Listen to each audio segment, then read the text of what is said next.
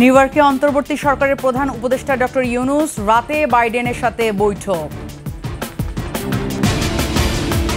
অন্তর্বর্তী সরকারকে সহযোগিতার আশ্বাস সেনা প্রধানের, 18 মাসেই নির্বাচনের প্রত্যাশা।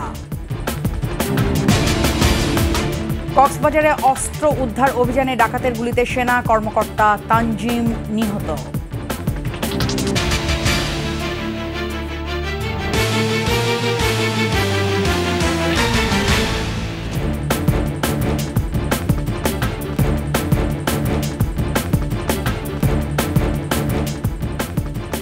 শুনছিলেন ফার্স্ট সিকিউরিটি ইসলামী ব্যাংক পিএলসি সংবাদ শিরোনাম। আমন্ত্রণ 21 সংবাদে আপনাদের সাথে আছে আমি মুন্না রহমান। দর্শক, 21 টেলিভিশনের সংবাদ একসাথে সরাসরি দেখতে পাবেন আমাদের ফেসবুক পেজ www.facebook.com/2124 অনলাইনে। এছাড়া সাবস্ক্রাইব করতে পারেন www.youtube.com/21ETV চ্যানেলে। জাতিসংঘের সাধারণ পরিষদের অধিবেশনে যোগ দিতে নিউ ইয়র্কে পৌঁছেছেন অন্তর্বর্তী সরকারের প্রধান উপদেষ্টা ডক্টর মোহাম্মদ ইউনূস। আজ রাতে মার্কিন প্রেসিডেন্ট জো বাইডেনের সাথে অনুষ্ঠিত হবে বিরল বৈঠক। সোমবার দেশটির স্থানীয় সময় রাত 10:30টার দিকে জন এফ কেনেডি আন্তর্জাতিক বিমানবন্দরে পৌঁছান তিনি। অন্তর্বর্তী সরকারের প্রধানের দায়িত্ব নেওয়ার পর এটি প্রথমবারের মতো কোনো রাষ্ট্রপ্রধানের সঙ্গে ডক্টর ইউনূসের সরাসরি বৈঠক। সফরকালে নেদারল্যান্ডস, পাকিস্তান, নেপাল, ইউরোপীয় কমিশনের প্রধান এবং যুক্তরাষ্ট্রের পররাষ্ট্রমন্ত্রীর সঙ্গে উচ্চ পর্যায়ের বৈঠক করবেন ডক্টর ইউনূস।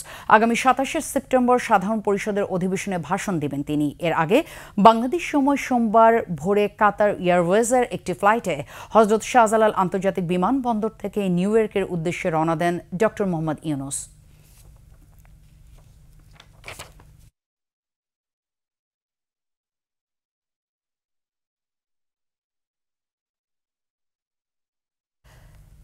যে কোনো পরিস্থিতিতে ডক্টর মোহাম্মদ ইউনূসের নেতৃত্বাধীন অন্তর্বর্তী সরকারকে পূর্ণ সমর্থন দেবেন সেনাবাহিনী প্রধান জেনারেল ওয়াকারুজ্জামান। সংবাদ মাধ্যম রয়টার্সকে দেওয়া বিরল সাক্ষাৎকারে সেনাপ্রধান বলেন, 18 মাসের মধ্যে যাতে নির্বাচন হতে পারে সেজন্য গুরুত্বপূর্ণ সংস্কারে অন্তর্বর্তী সরকারকে সহযোগিতা করবে সেনাবাহিনী। তার নেতৃত্বে বাংলাদেশ সেনাবাহিনী রাজনীতিতে হস্তক্ষেপ করবে না বলেও নিশ্চিত করেন জেনারেল ওয়াকার। রিপোর্ট দুলি মল্লিকের। একটু ধৈর্য ধরেন, আমাদেরকে কিছু সময় দেন। ছাত্র জনতার গণ অভ্যুত্থানে হাসিনা সরকারের পতনের পর জাতির উদ্দেশ্যে দেওয়া বক্তব্যে অন্তর্বর্তী সরকার গঠনের মাধ্যমে দেশের আইন শৃঙ্খলা পরিস্থিতি স্বাভাবিক করার প্রতিশ্রুতি দেন সেনাবাহিনী প্রধান জেনারেল ওয়াকারুজ্জামান। ধৈর্য ধরতে বলেন দেশের মানুষকে। ইন্টারিম গভর্নমেন্টের মাধ্যমে এদেশের সমস্ত কার্যকলাপ চলবে। এবার ব্রিটিশ সংবাদ মাধ্যম রয়টার্সকে দেওয়া বিরল সাক্ষাৎকারে আরও একবার দেশবাসীকে ধৈর্য ধরার আহ্বান জানালেন ওয়াকারুজ্জামান।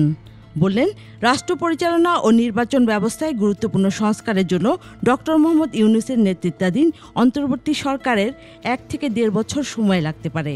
এ সময় পূর্ণ সমর্থন দিয়ে পাশে থাকার কথা জানান সেনাপ্রধান।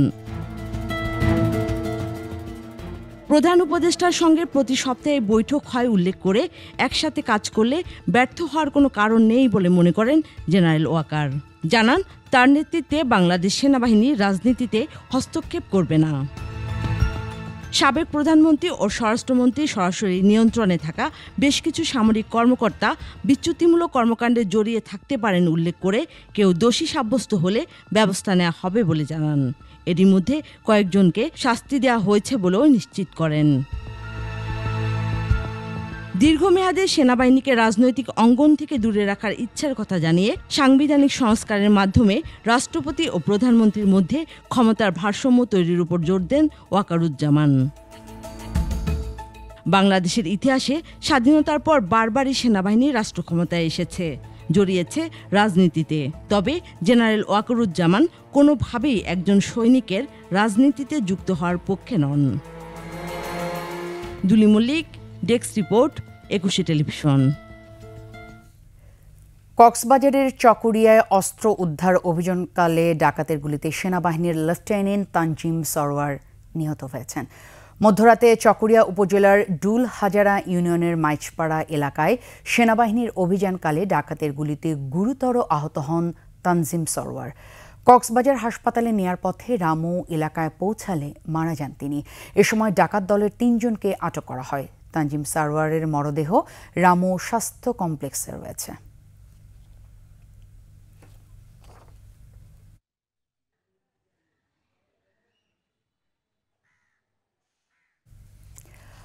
হত্যা মামলায় গ্রেফতার পুলিশের সাবেক আইজি চৌধুরী আবদুল্লাহ আল মামুনের 4 দিনের রিমান্ড মঞ্জুর করেছেন আদালত। অন্যদিকে রাজধানীর তেজগাঁও ও শেরেবাংলা নগর থানার আরও 2 মামলায় গ্রেফতার দেখানো হয়েছে সলমান এফ রহমান, আনিসুল হক, শাহজাহান খান ও সাদেক খানকে। বিস্তারিত সুমাইয়া খানের রিপোর্টে। বৈষম্য বিরোধী ছাত্র আন্দোলনে রাজধানীর চানখারপুলে গুলিতে ইসমামুল হক নামে একজন নিহতের ঘটনায় গ্রেপ্তার সাবেক পুলিশের আইজিপি চৌধুরী আবদুল্লাহ আল মামুনকে 4 দিনের রিমান্ডে পাঠিয়েছেন আদালত। শাহবাগ থানার এই মামলায় মঙ্গলবার ঢাকার চিফ মেট্রোপলিটন ম্যাজিস্ট্রেট সাইফুজ্জামান এ আদেশ দেন। এদিকে রাজধানীর তেজগাঁও থানার হত্যা মামলায় ক্ষমতাচ্যুত হাসিনার সাবেক উপদেষ্টা সালমান এফ রহমান, সাবেক আইনমন্ত্রী আনিসুল হক, সাবেক এমপি সাদেক খান ও শাহজাহান খানকে গ্রেপ্তার দেখিয়েছেন আদালত। পরে তাদের জামিন নামঞ্জুর করে কারাগারে পাঠানোর আদেশ দেওয়া হয়। বিজ্ঞ আদালত আমাদের বক্তব্য শুনেছে, প্রসিকিউশনের বক্তব্য শুনেছে, 2 পক্ষের বক্তব্য শুনে বিজ্ঞ আদালত সন্তুষ্ট হয়ে 4 দিনের রিমান্ড মঞ্জুর করেছেন। আনিসুল হক সাহেব, তারপরে সালমান এফ রহমান, তারপরে হলো আপনার এই যে শাহজাহান খান, সাদেক খান, চৌধুরী আবদুল্লাহ আল মামুন, তারা সবারই যে সোনের দেখেছিল সবগুলি সোনেরেস্টের আবেদন মঞ্জুর করেছে।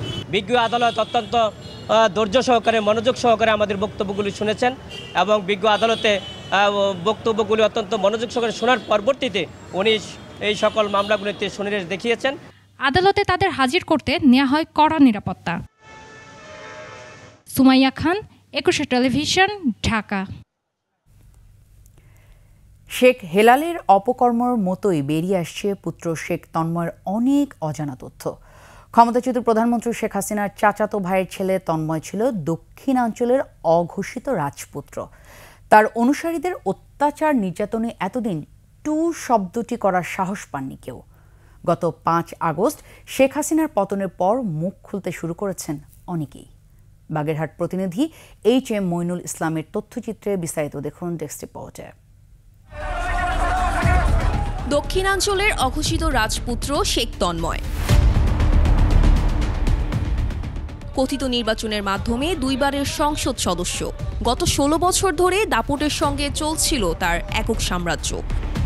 শহরের মিঠাপুকুর পাড় এলাকার বিলাসবহুল একটি বাড়ি থেকে ভাগ বাটোয়ারা হতো দলীয় পদপদবীর আর চাঁদাবাজির টাকা। কথার বাইরে গেলেই অপহরণের শিকার হতে হয়েছে অনেককে। একটা মহিষের ফার্মের ভিতর নিয়ে মারপিট করে এবং এক পর্যায়ে আমার পা ভেঙে ফেলায়, সমস্ত হাত পা কাটে, আমার এই হাত ভেঙে দেয়, পা ভাঙে। বিরোধী পক্ষের অনেককে সরিয়ে দেওয়া হয়েছে পৃথিবী থেকে, এমন অভিযোগ অনেকের। তন্ময় আর তন্ময় বাপ মিলে আমার ভাই তানুভূয়াকে হত্যা করেছে, এটা বাগেরহাটবাসী সবাই জানে। নিজের নামে 3টি ব্যক্তিগত গাড়ি ছাড়া শেখ পরিবারের প্রভাবশালী এই সদস্য কোনো সম্পদ গড়েননি নিজ জেলায়। অবৈধ পথে নগদ অর্থের পাহাড় গড়ে তা পাচার করেছেন বিদেশে। এই কারণে সারা বছরই তার যাওয়া আসা ছিল দুবাই, সিঙ্গাপুর, কলকাতায়। বরিশাল, খুলনা, মোংলা সহ দক্ষিণাঞ্চলের বিভিন্ন নৌ রুট এবং ভারতীয় সীমান্ত ব্যবহার করে স্বর্ণ চোরাচালানের ব্যবসা চলত তার ছত্রচ্ছায়ায়। দুবাই ও সিঙ্গাপুরে রয়েছে তার জুয়েলারি ব্যবসা। সন্ত্রাসী কর্মকাণ্ড, দুর্নীতিসহ অসংখ্য অপকর্মের অভিযোগে এলাকায় জনমত গড়ে উঠছে শেখ তন্ময়ের বিরুদ্ধে। দীর্ঘ 15-16 বছর পরে বাগেরহাটের মানুষ মুক্ত হয়েছে, খুলনা মানুষ যেমন মুক্ত হয়েছে, বাগেরহাটের মানুষ মুক্ত হয়েছে। এর বিচার চাই। শেখ হাসিনার পতনের পর শুধু আওয়ামী লীগ সরকার নয়, হারিয়ে গেছে শেখ পরিবার।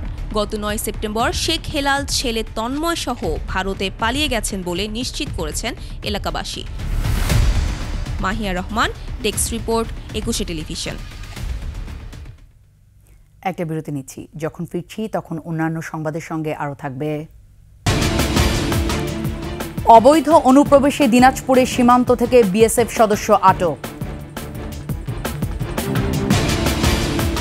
খাগড়াছড়ি রাঙামাটিতে জনজীবন স্বাভাবিক, চলছে যানবাহন।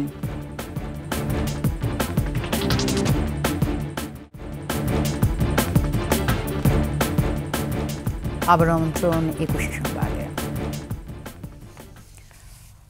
অবৈধ অনুপ্রবেশের দায়ে ঠাকুরগাঁয়ের পীরগঞ্জ সীমান্ত থেকে ভারতীয় সীমান্তরক্ষী বিএসএফ এর এক সদস্যকে আটক করেছে বিজিবি জানায় সকাল 11:30টার দিকে উপল কুমার দাস নামে এক বিএসএফ সদস্য গরু তাড়ানোর সময় জিরো লাইন ক্রস করে বাংলাদেশের সীমানায় ঢুকে পড়ে। এ সময় তাকে আটক করা হয়। বিষয়টি বিএসএফ এর কর্মকর্তাদের জানানো হয়েছে।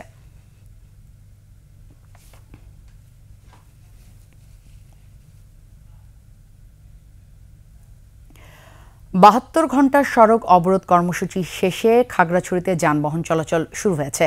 রাঙামাটিতেও জনজীবন অনেকটা স্বাভাবিক। সকাল থেকে চলছে দূরপাল্লার যানবাহন। এদিকে সাজেকে 3 দিন আটকে থাকার পর পর্যটকরা ফিরতে শুরু করেছেন। সেনাবাহিনী ও পুলিশের সহায়তা সকাল থেকে পর্যটকদের নিয়ে 112টি পিকআপ, জিপ, 23টি সিএনজি রওনা দিয়েছে। এছাড়া শতাধিক মোটরসাইকেলে সাজেক ছাড়েন পর্যটকরা। পরিস্থিতি অনেকটা স্বাভাবিক হওয়ায় জনজীবনে স্বস্তি ফিরেছে। এদিকে সহিংস ঘটনার 4 দিন পর রাঙামাটিতেও জনজীবন স্বাভাবিক হতে শুরু করেছে। রাস্তাঘাটে বেড়েছে মানুষের চলাচল।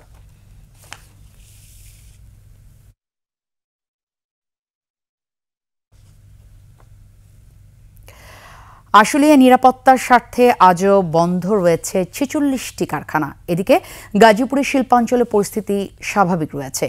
শিল্প পুলিশ জানান এই 55টি বাদে শিল্পাঞ্চলের অন্য কারখানাগুলোতে শ্রমিকরা সকাল থেকে কাজে যোগ দিয়েছেন। এছাড়া আজ শিল্পাঞ্চলের কোথাও সংঘর্ষ, সড়ক অবরোধের ঘটনা ঘটেনি। নিরাপত্তায় কাজ করছেন র্যাব, পুলিশ ছাড়াও সেনাবাহিনীর সদস্যরা। এদিকে আশুলিয়ার পোশাক কারখানাগুলোতে বিশৃঙ্খলার উস্কানি দেওয়ার অভিযোগে 8 জনকে আটক করেছে যৌথ বাহিনী। অন্যদিকে গাজীপুরে সকাল থেকে শ্রমিকরা কাজে যোগ দেওয়ার পরিস্থিতি অনেকটা স্বাভাবিক রয়েছে।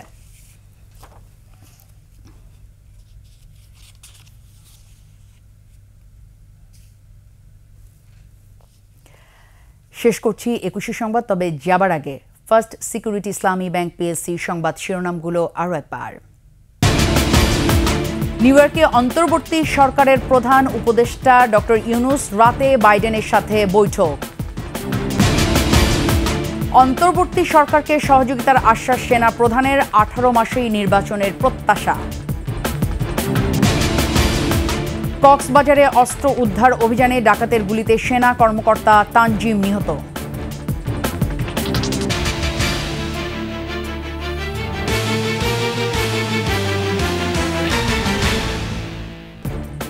সর্বশেষ সংবাদ জানতে ডায়াল করুন 2021 নম্বরে আর ভিজিট করুন 21-tv.com এই ওয়েবসাইটে। ফেসবুকে ভিজিট করতে পারেন www.facebook.com/2124 অনলাইনে। এছাড়া সাবস্ক্রাইব করতে পারেন www.youtube.com/21etv চ্যানেলে। এতক্ষণ সঙ্গে থাকার জন্য ধন্যবাদ। পরবর্তী সংবাদ বিকেল 4:55 দেখার আমন্ত্রণ রইল 21-এর সাথে।